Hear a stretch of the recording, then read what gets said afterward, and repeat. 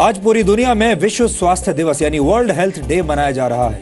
और जब भी हम स्वास्थ्य के बारे में सोचते हैं तो हम शरीर में किसी भी तरह की बीमारी के ना होने को स्वास्थ्य मान लेते हैं। लेकिन वर्ल्ड हेल्थ ऑर्गेनाइजेशन के मुताबिक सिर्फ बीमारियों का ना होना ही स्वास्थ्य नहीं है। स्वस्थ व्यक्ति वही है जो शारीरिक, मानसिक और सामाजिक रूप से भी एकदम फिट हो। भारत की मानसिक सेहत कितनी तेजी से बिगड़ रही है, इसका अंदाजा आप इस बात से लगा सकते हैं कि भारत क्रोधित और उदास लोगों का देश बन गया है। हम आपको डीएनए में पहले भी बता चुके हैं कि खुश रहने के मामले में भारत चीन, पाकिस्तान, बांग्लादेश और श्रीलंका से भी नीचे 118वें नंबर पर है। लेकिन भारत के लोगों का शरीर भी स्वस्थ नहीं है। शारीरिक सेहत के मामले में भारत की स्थिति बहुत चिंताजनक हो गई है। भारत एक उभरती हुई आर्थिक शक्ति है। भारत दुनिया का सबसे युवा देश है। NSSO के मुताबिक भारत की कुल जनसंख्या में 47 करोड़ से ज्यादा लोग कामकाजी हैं। लेकिन भारत धीरे धीरे बीमार और थके हुए लोगों का देश बनता जा रहा है। दिसंबर 2015 में आई लैंसेट रिपोर्ट के मुताबिक सेहत के मामले में 5 ब्रिक्स देशों में भारत सबसे नीचे है।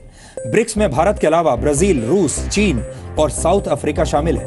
2013 में पूरी दुनिया में बीमार लोगों की कुल संख्या में से 20% भारतीय थे। भारत में इस वक्त 6.5 करोड़ लोग डायबिटीज के शिकार हैं और डायबिटीज के मरीजों की संख्या के मामले में भारत चीन के बाद पूरी दुनिया में दूसरे नंबर पर है। वर्ल्ड कांग्रेस ऑफ कार्डियोलॉजी के मुताबिक सन 2020 तक भारत में होने वाली 40% मौतें दिल से संबंधित बीमारियों की वजह से होंगी। भारत में हर 10 में से एक व्यक्ति किडनी की बीमारी से पीड़ित है और ज्यादातर लोगों को इसका पता तब चलता है जब उनकी किडनी 60% तक बेकार हो चुकी होती है। मोटे और जरूरत से ज्यादा वजन वाले लोगों की संख्या के मामले में भारत दुनिया में तीसरे नंबर पर है और भारत में ही दुनिया के सबसे ज्यादा अंडरवेट लोग भी रहते हैं। WHO के मुताबिक भारत में हर 5 में से एक व्यक्ति डिप्रेशन का शिकार है, यानी भारत की 20% आबादी निराशा में जी रही है। वर्ल्ड हेल्थ डे का थीम इस बार बीट डायबिटीज है, यानी इस बार पूरी दुनिया में डायबिटीज को हराने के लिए लोग मीठी मीठी कस्में खा रहे हैं। लेकिन कड़वी सच्चाई यह है कि अगर डायबिटीज एक देश होता तो वो आबादी के मामले में दुनिया में तीसरे नंबर पर होता।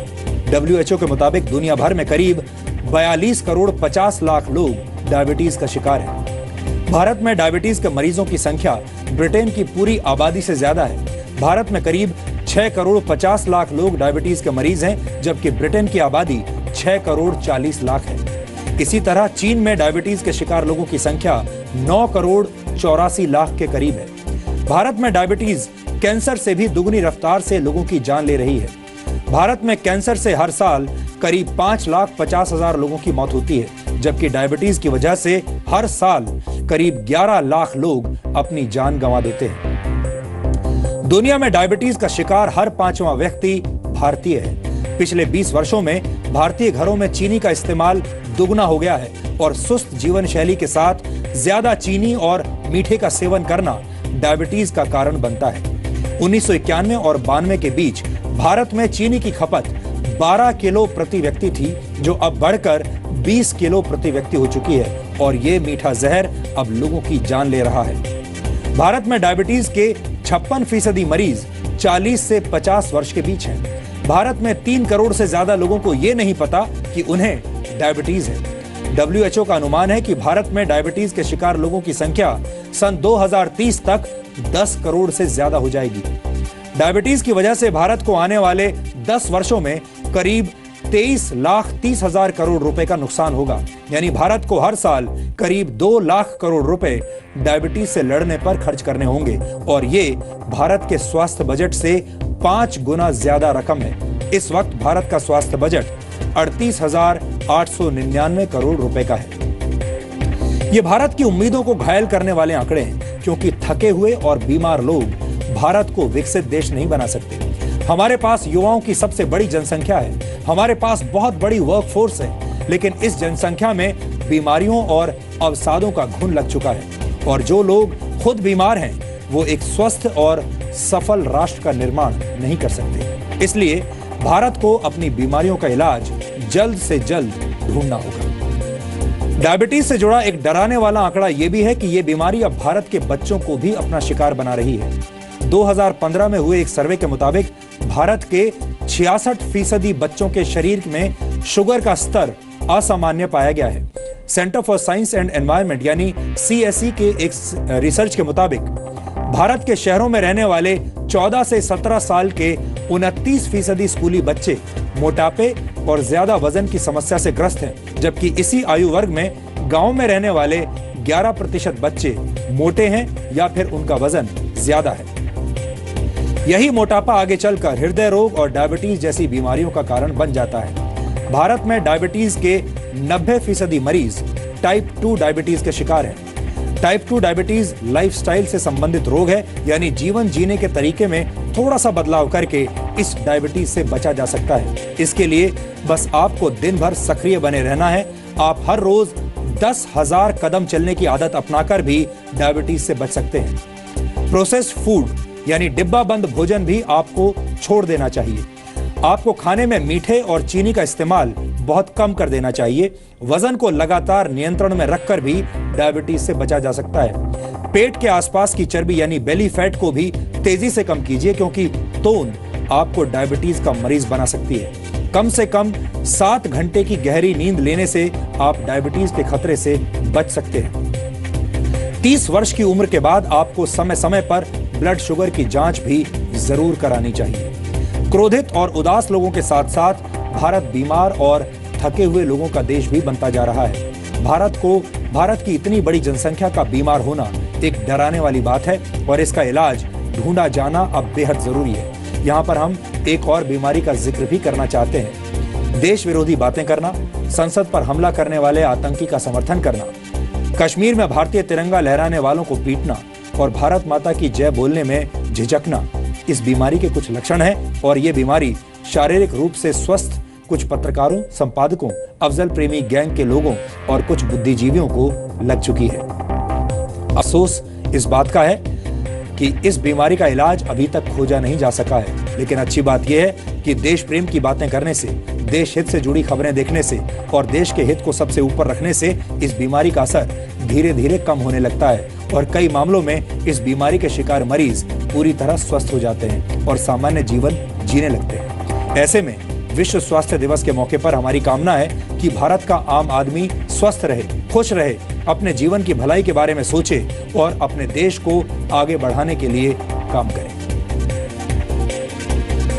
डीएनए में हम आपको यह भी बता चुके हैं कि कैसे भारत में छोटे छोटे बच्चे और युवा बीमारियों के शिकार हो रहे हैं। हाल ही में सिर्फ 10 साल के एक बच्चे के दिल की बाईपास सर्जरी हुई थी।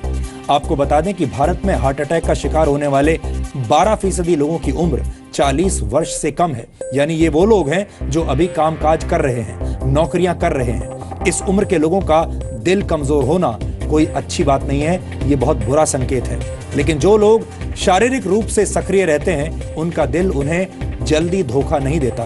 यानी दिल की धड़कनों को सेहतमंद बनाने के लिए जरूरी है कि आप अपनी शारीरिक गतिविधियों में बदलाव करें और इसकी शुरुआत आप घर और ऑफिस से कर सकते हैं, क्योंकि ऑफिस में काम करते वक्त ज्यादा देर बैठकर आप सीधे मौत को इन्विटेशन दे रहे हैं। यह भी आपकी सेहत से जुड़ा एक जरूरी डीएनए टेस्ट है।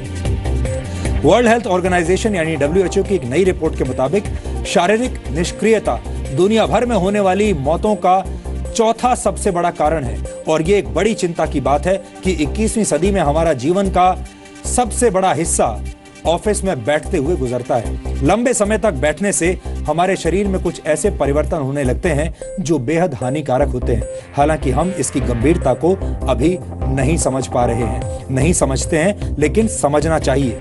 हफ्ते में कम से कम 150 मिनट या 5 दिन तक हर रोज 30 मिनट तक एक्सरसाइज करना जरूरी है। लेकिन अगर आप ज्यादा देर तक कुर्सी पर बैठते हैं तो इस एक्सरसाइज का भी कोई फायदा नहीं है। आपको शायद ये जानकारी ना हो, लेकिन ज्यादा लंबे समय तक बैठकर काम करने से आपके शरीर की कैलोरी बर्न करने की क्षमता कम हो जाती है। मोटापा घटने की संभावना 90% कम हो जाती है। पैरों में होने वाली इलेक्ट्रिकल गतिविधि रुक जाती है। इससे कैंसर जैसी खतरनाक बीमारी का खतरा भी बढ़ जाता है। साथ ही मोटापा बढ़ने लगता है और मेटाबॉलिक एक्टिविटी कम हो जाती है। इसे मेटाबॉलिक सिंड्रोम भी कहते हैं।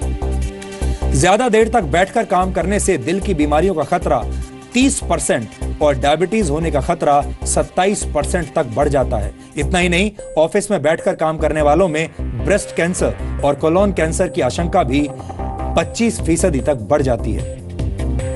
अब सवाल उठता है कि ऐसी स्थिति में आपको क्या करना चाहिए। इसके लिए अब मैं आपको कुछ जरूरी उपाय बताता हूं, जिन्हें आजमाकर आप अपने ऑफिस में अपने शरीर के लिए एक स्वस्थ और सुरक्षित वातावरण पैदा कर सकते हैं। ऑफिस में काम करने के दौरान हर 1 या आधे घंटे के अंतराल में आपको खड़े हो जाना चाहिए और 10 मिनट के लिए अपने हाथ पैर चलाने चाहिए। कोशिश करें कि आप कोई भी मीटिंग लंबे समय तक बैठकर ना करें। अगर आप चाहें तो अपनी सीट से खड़े होकर स्ट्रेचिंग भी कर सकते हैं। अगर संभव हो तो ऑफिस में स्टैंडिंग डेस्क का इस्तेमाल करें।